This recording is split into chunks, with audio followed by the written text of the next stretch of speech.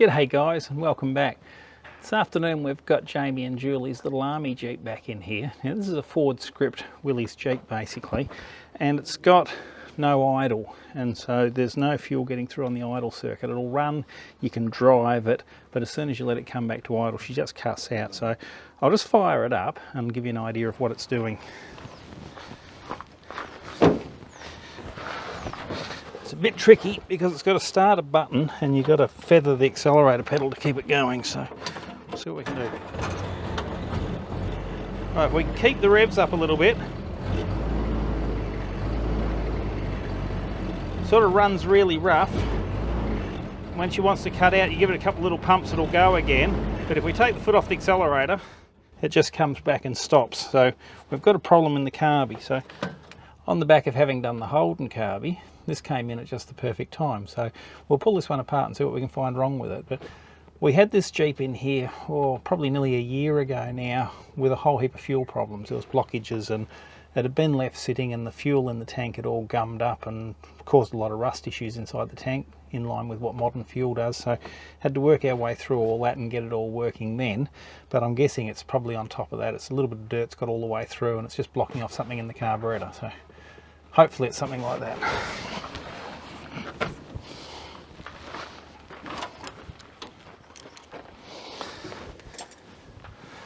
Oh, World War II Army Jeep would have to be one of the simplest things ever built.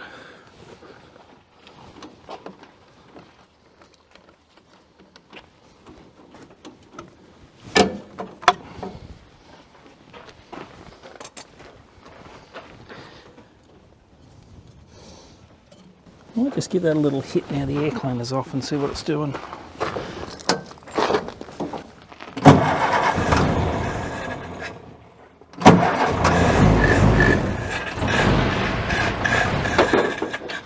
I'm not going to be able to keep it going.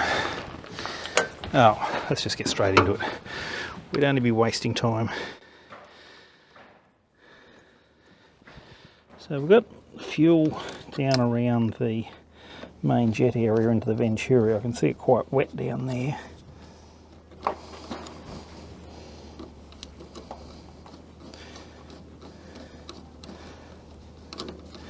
But of course that's not really going to help with the idle.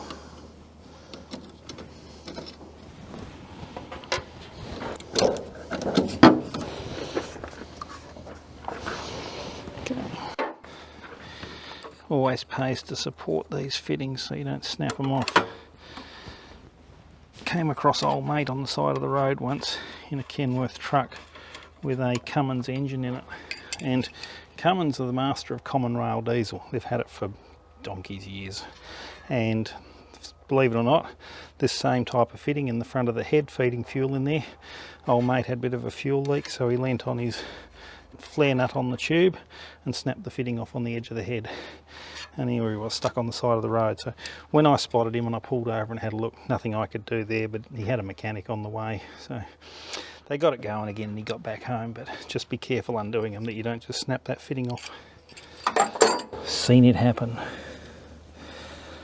Yeah, always going to be the easiest way to get that rod out. Probably this end of it, because it's going to get stuck against the side of the carby there, I'd say. I've never had one of these off before, so this is a new experience on a Jeep. It is a Ford, eh? It's a Ford Jeep, yes, but they're the same as the Willys Jeep because the Willys company won the contract to make the Jeeps for the war effort, and then it was distributed that other people could build the Willys pattern Jeep, so everything would interchange. But Henry Ford, being Henry Ford, put Ford on his, and there was a little bit of a skirmish went on between Willys and Ford over that, and in the end Ford were told not allowed to have your name on the Jeep, guys. So they kept putting their name on all the bolt heads and things like that, but this one's actually got Ford written on the back of it. Yeah, I noticed that. Yeah. This is what they call a script Jeep. Because it's got the Ford script? Yep. Huh.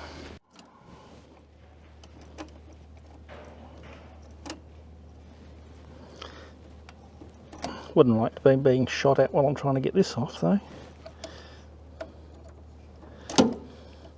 Stuck on the side of the battlefield and Jeep won't idle.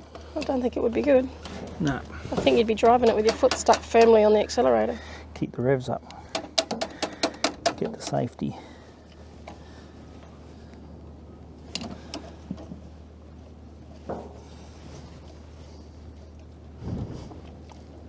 There are some other differences between the Ford and the Willys Jeep too, but I'm not a full bottle on them, so I'm not even going to try to explain, but I have been told more than once that you can pick a Ford from the front cross member under the radiator, but I don't know. Just dropped a washer, I'll have to have a look for that in a little while.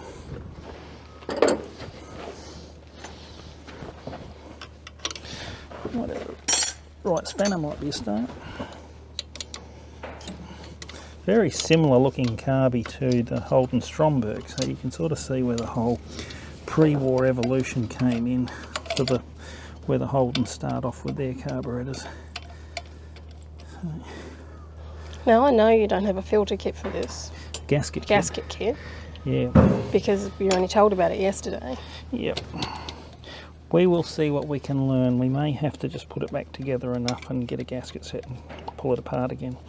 But if we get the top off and we can have a look in the float bowl and see if there's any dirt in there. And if there's not. Now the other thing is that bottom gasket's just torn. So we've got a piece missing from over here that's stuck on the bottom of the carby. If we don't touch that and put it back together, we will get it to seal up and we can drive it again like that. That'll get us out of trouble. Righto, let's find a bit of bench space. Conditions are a bit cramped at the moment, so we'll just get what we can get. So we'll pull the lid off and have a look inside it and see how much dirt's in there. And then we might just go straight for the throttle body, where all the idle passages and things will be hiding. Now, I have never ever had one of these apart before in my life, but it is only a carburettor, so there will be a sequence of events to get it apart. Now, isn't that a work of art? Look at that, guys. Woohoo! So that's our accelerator pump. That's working because it's squirting fuel in there. So we're going to. There's a clip missing off that rod, so we may be able to just. That's why I left that out. We needed that. Lift that lid up a bit and hook it out the way, but it should be a wire clip on there.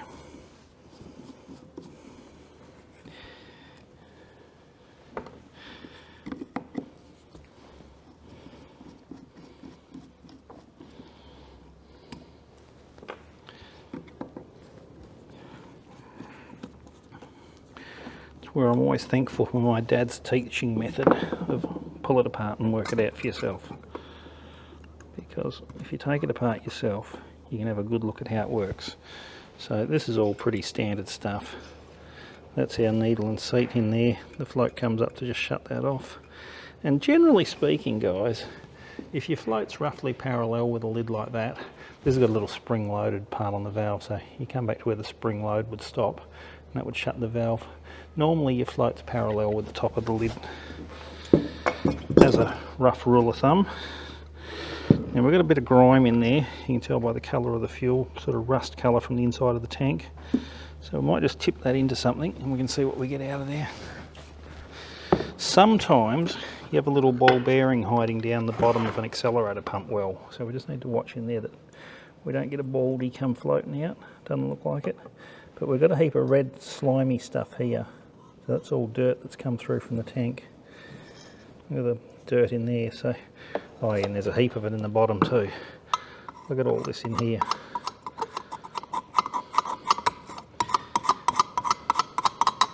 Now I didn't pull the carby apart when I had it here before because it ran nice, and it was starving for fuel all the time.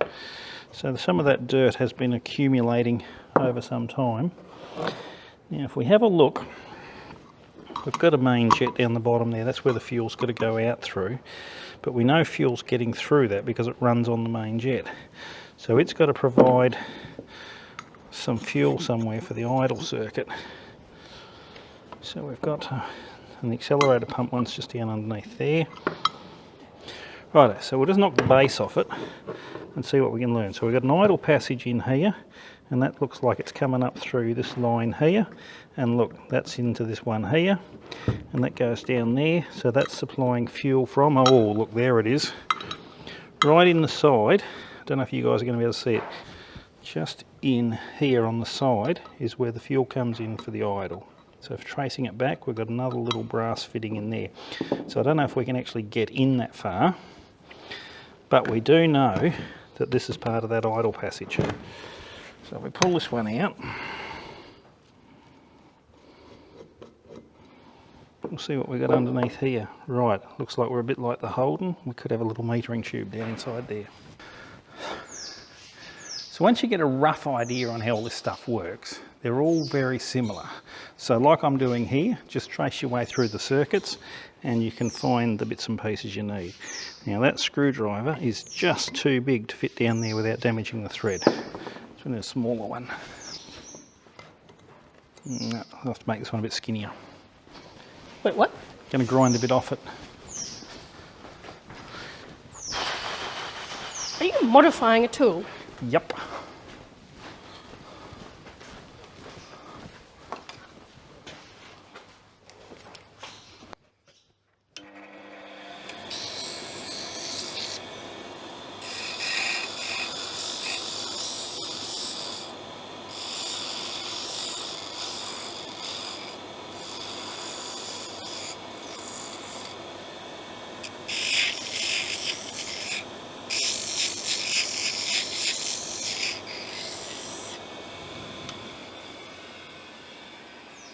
Hopefully that'll be enough and we can fit it down there without damaging the thread. Okay. That works, we can get him out.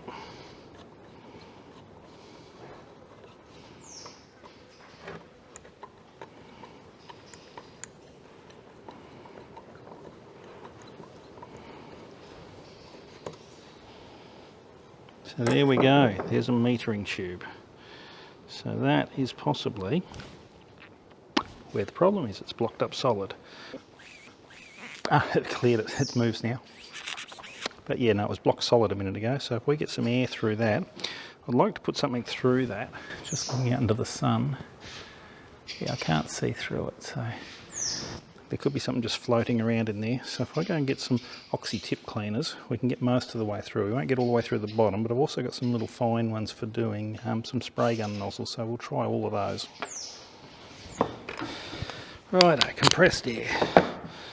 So we've got oxy tip cleaners as the first port of call, but these are files. Just dropped one, probably the one we wanted. So we want the smallest one, which looks like about that one there. Never ever force it through. If it'll fit easily, and it does, we can get through there. So that's nothing big in there now. Good blast of air.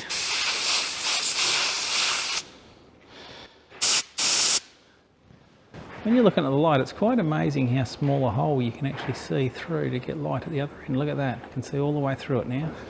Good, so that will be an idle jet, that's cleaned up. If we feed a bit of air down here, we should get air back in the float bowl, and we're doing that.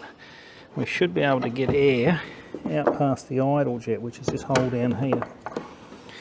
So we've got a hole in the bottom. Had a little play with this the other day at Jamie's place, and I took the screw right out, didn't make any difference, but right inside here, if we can catch it in the light, there's just a hole in the side, and that's where the idle fuel comes into it. So it just dribbles through that hole, and then the vacuum breaks it up and sends it into the engine. So if we get some air in there,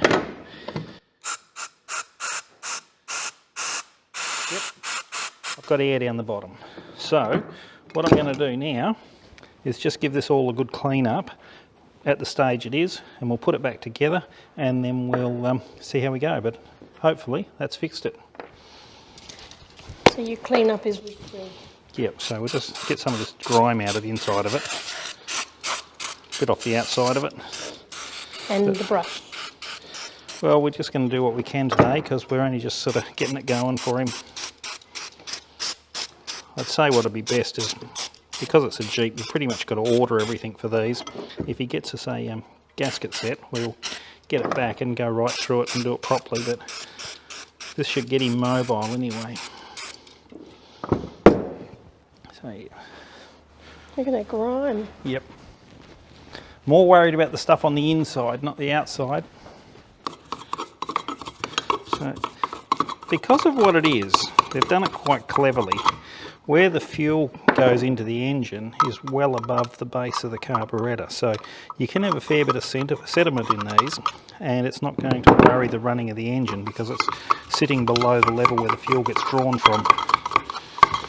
So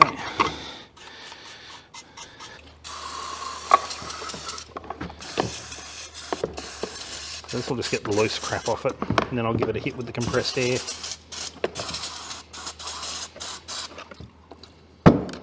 For what we're trying to achieve, I'd say this is going to do it.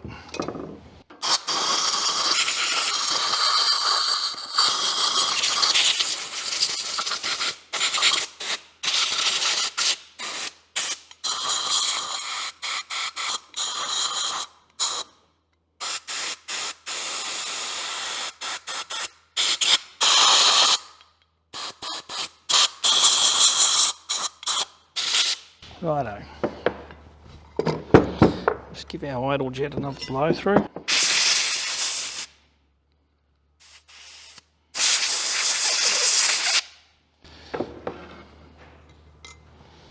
Especially screwdriver we made just for the job.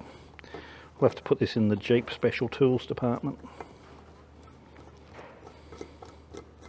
So we know for next time we can actually get to this without taking the carburettor apart because it's actually sitting out the side.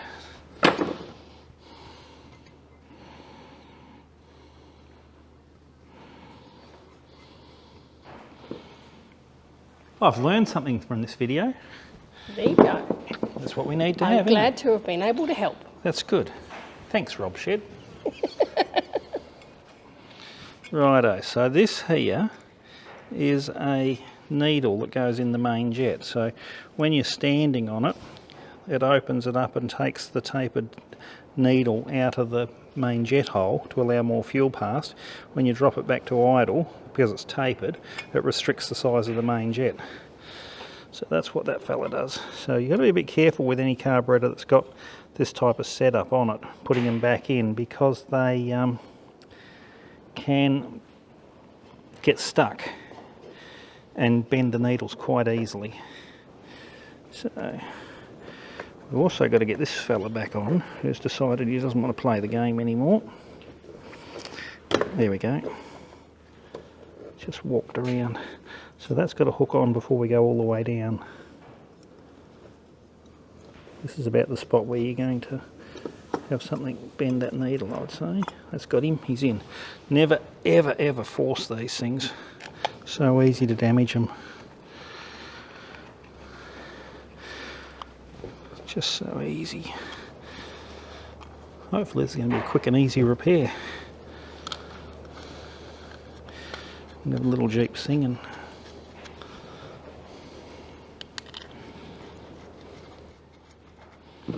Now if you're taking something like this apart for the first time and you are a little bit unsure on it all, photograph every step. Like grab your phone out, just grab a little shot of it, and don't be afraid to sort of, before you dismantle anything, photograph it from 3 or 4 different angles, because sure as eggs, when you're going to put it back together, you're going to see the edge of the one piece you'd want to know about to put it back together properly. And oh geez, I wished I'd had a photo from just around the corner. So always think about flipping it around and capturing it from different angles. I have learned this myself.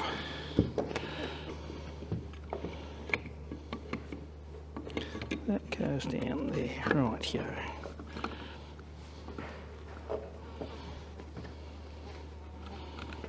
Still wouldn't like to be being shot at while I'm trying to get this going, guys.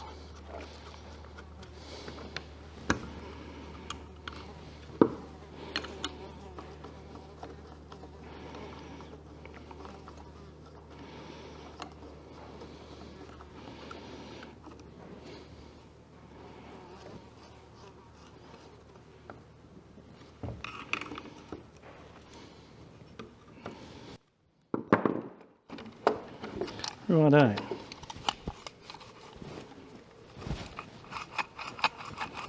Looks like it's doing all the things we want it to do. We're going to throw him back on, see what's going to happen.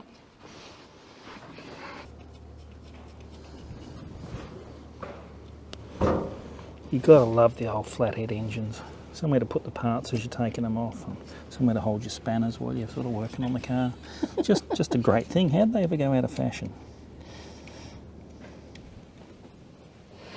Always, always, always remember about the accelerator spring, guys. Now, when I were a young fella and had the Hoddy 186 Holden with 3 carburettors hanging off the sides of it and a manualised automatic transmission, I thought I was pretty flash. I was going out with the local sergeant's daughter, and one weekend she'd volunteered to wash and vacuum my car, so I thought, well, that's the ideal opportunity to spend the rest of the day doing tune-up work on the car in their yard. So anyway, I'd been playing carburettor stuff and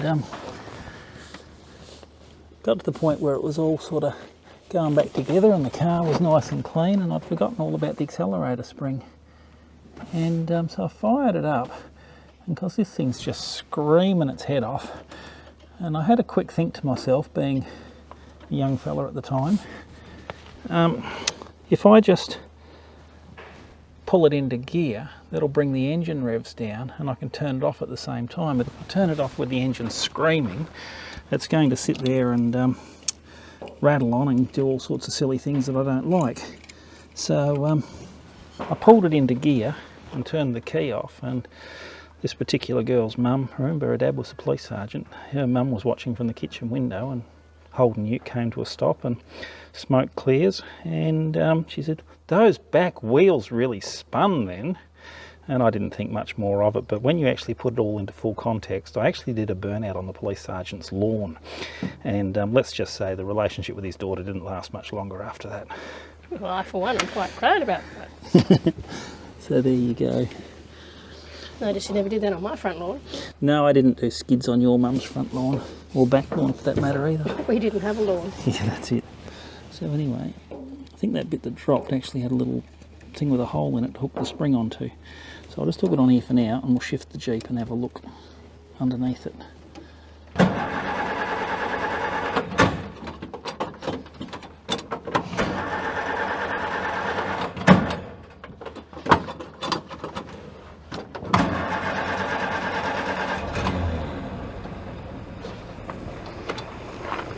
Here we go. Sounds like an idol to me. Sounds like it's an idol to me too.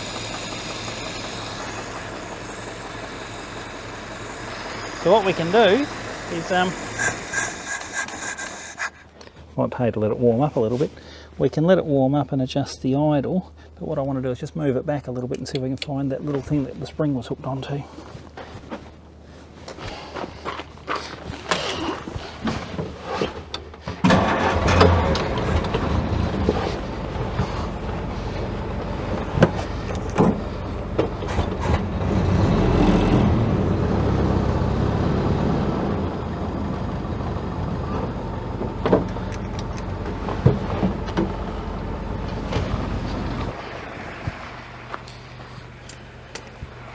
Oh, Oh, what's that? that's him. That's the thing. That's the thing, Deb. Haha. That's what we're looking for.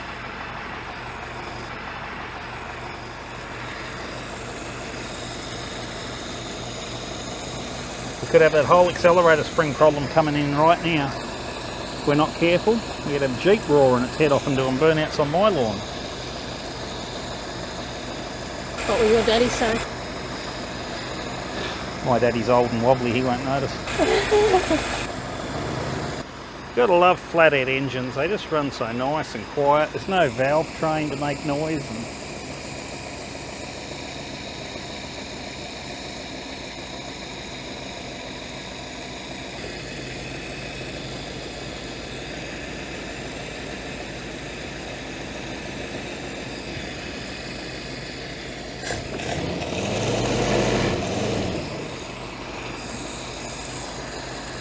Sounds pretty sweet. Yep. So you don't always need to put a kit in your carburettor. Sometimes you can just pull it apart. We will get this back and put a kit in it in the future though, just to go through it all and make sure it's all nice. But for now, we'll just say that she's a happy thing with just having the idle jet cleaned out.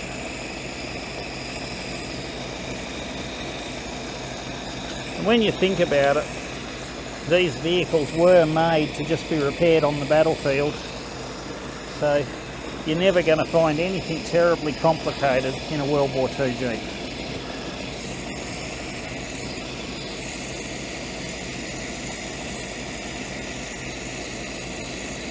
This other cable here would have been for the throttle originally, I'd say. I don't know what the whole deal is. It doesn't look like it's got an inner in it, but it would have pulled on this lever here, I'd say.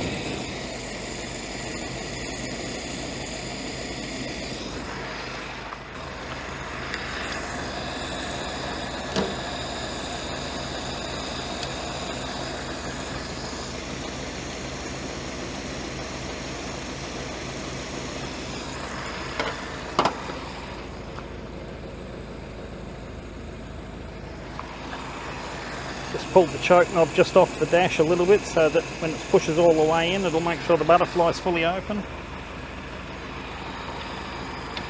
That's got him. Righto. We will hook the air cleaner back up to do the mixture.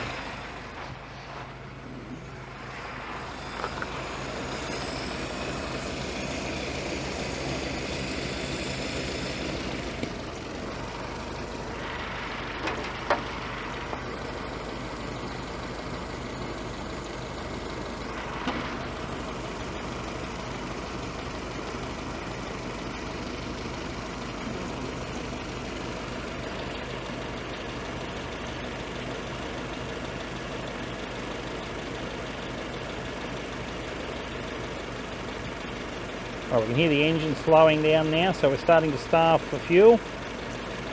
Bring him out. That's running pretty nice there.